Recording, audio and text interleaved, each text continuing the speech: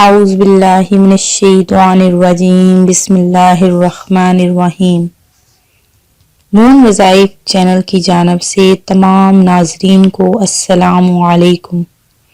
میں اپنا چینل مون وظائف کی جانب سے آپ کی خدمت میں ایک نیا وظیفہ لے کر حاضر ہوئی ہوں۔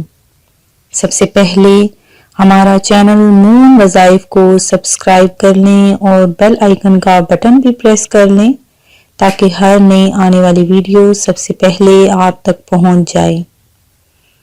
آج کی اس ویڈیو میں ہم آپ کو ایک ایسا وظیفہ بتائیں گے جس کے کرنے سے آپ کی رزق کی تنگی ختم ہو جائے گی۔ حاتم طائی نے کہا تھا، میں نے 4 علم اختیار کیے اور دنیا کے تمام عالموں سے چھٹکارا پا لیا۔ کسی نے پوچھا وہ 4 علم کون کون سے ہیں؟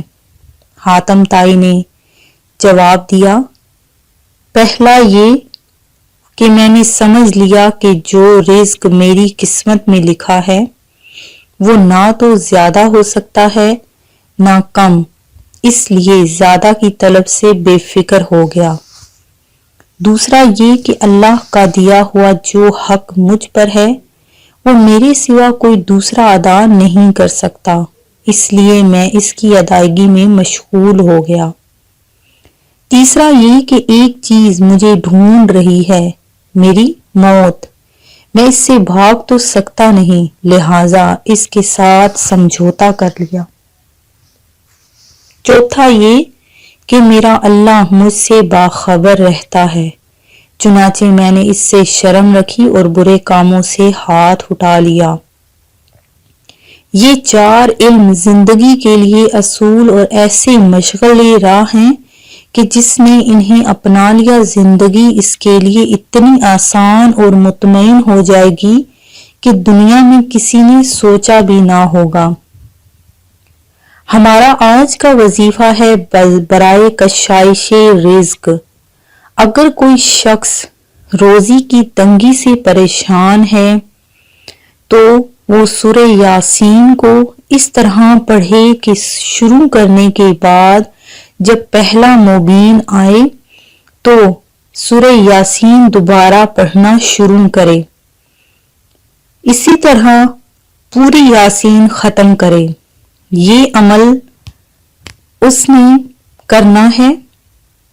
حضرت امیر المومنین حضرت علی کرم اللہ وجہہ سے منقول ہے کہ کثرت رزق و سامان دنیاوی کے لیے جمعہ یا پیر یا جمعرات کے دن سے شروع کرے۔ افضل یہ ہے کہ بعد از نماز فجر پڑھا جائے۔ ہر روز آپ نے یہ پڑھنا ہے اور 40 دن تک پڑھنا ہے۔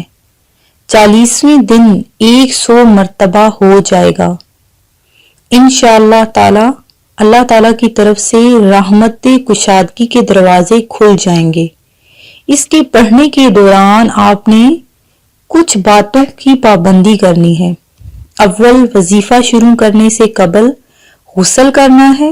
دوم، 2 رکعت نماز نفل پڑھنی ہے اور رزق حرام سے بچنا ہے۔